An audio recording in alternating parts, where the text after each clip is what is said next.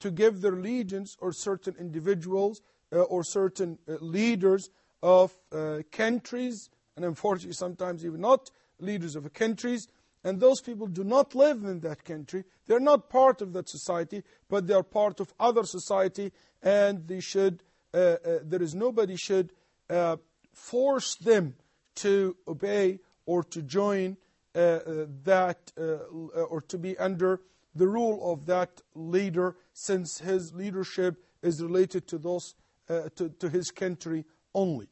And you will talk about this inshallah more in details with the evidence, but here what we're trying to explain the difference between the two types of jama'ah. Let's move to a new point. This jama'ah is not defined by quantity. It's not defined by quantity. So you can be the jama'ah, the intangible jama'ah, even if you're by yourself. As Imam Abdullah ibn Mas'ud radiyallahu anhu arda, the companions of the Prophet Muhammad sallallahu alayhi wa sallam, Ibn Mas'ud said, the jama'ah is the truth, or what goes along with the truth, even if you are by yourself.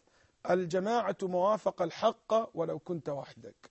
ولو كنت وحدك. That's why they said about Abu Hamza al-Sukkari, for instance, one of the great Muslim scholars, that he is al-jama'ah in his country, because he was the only one in that town or in that village ordering people to follow Al-Quran and Sunnah, and he was not involved with the innovations which was so common in his town or in his community. So he became al-jama'ah in that case. Al-Imam Malik, Al-Imam, for example, Ahmad, rahimahullah, when he refuted the opinion of Al-Mu'tazila, which is related to Al-Quran, that Al-Quran is one of Allah's creation, he was al-jama'ah, even though the leader and the chief judge in that time was against this idea. But Imam Ahmad was the jama'ah, and he referring to the intangible jama'ah, which is what goes with the truth. But on the other hand, the tangible jama'ah depend on quantity, since it is a result of power and control and strength. So if there is an individual, 10 people come, or 20 or 100 or a couple of thousand elected him to be the Khalifa or the Imam of the Muslims, he doesn't deserve that position, because not the majority of the Muslims have elected him or choose him or followed and obeyed him. This type of jama'ah, this type of jama'ah, the practical or the tangible jama'ah, depends on quantity. And inshallah also we'll talk about this in the future. The one who leaves the intangible jama'ah, it's either a mubtadi', innovator, or upstate, which is murtad, the person who leaves his religion. But on the other hand, the one who leaves the tangible jama'ah is called a baghi, transgressor, or muharib, rebel. The person who rebel against the country or the leader. There is a difference between the innovator and the transgressor. The person who leaves the sunnah and leaves the sharia, and the one who go against the rulers or fight the rulers, the elected ruler. There's certain rules related to those type of people, and another set of rules related to the other type of people. That's why the one who leaves the jama'ah, the intangible jama'ah al-ilmiyah, take the rulings of the innovator or the murtaddeen. And the one who leaves the jama'ah al-amaliyah or the tangible jama'ah, take the rulings of the transgressor and the rebels. For example, that the leader has the right to fight those rebels if they go against his government, and to stop them from disturbing the society, and force them to go through the civil way of changing if there is need of change. And all these issues, inshallah, we'll talk about it in future.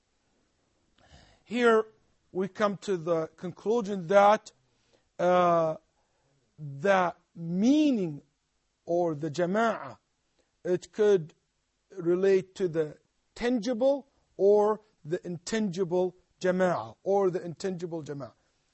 We must realize the difference between both of them, because sometimes people would mix between the tangible Jamaa'ah and the intangible Jamaa'ah. That's why I believe there is, I think we have here misconceptions related to the Jamaa'ah. Yes. I think here we have misconceptions regarding the concept of Jamaa'ah. First, Jamaa'ah refers to the Islamic. Some people think that Jamaa'ah refer to the Jama'at, the Muslim groups these days. Like we see Jama'at so and so, and Jama'at such and such in this country, in that country. Al-Jama'ah, which is used in the Quran or Sunnah, does not refer to these modern sects or modern group. Also, some people always think the Jama'ah defined by quantity. If you have large number of people, it means you are al-Jama'ah. Also, both types of Jama'ah cannot be absent. Tangible and intangible Jama'ah are one or the same. Some people, they cannot tell the difference between the tangible and the intangible Jama'ah.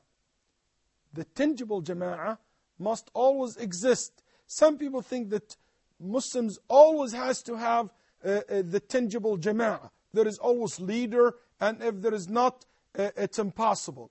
The tangible Jama'ah can be exist when it meets the conditions which is related to this Jama'ah, In the end, intangible Jama'ah, some people think, necessitates the absence of ikhtilaf, the difference of opinions.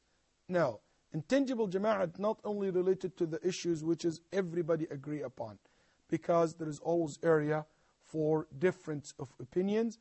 And inshallah we'll talk more about these issues, and these misconceptions will be cleared when we study in detail the meaning of the way, or when we study the way of the people of Sunnah and Jama'ah. May Allah subhanahu wa ta'ala to make us among them. I will leave you here, and we'll see you inshallah in the next episode. Assalamu alaikum wa rahmatullah.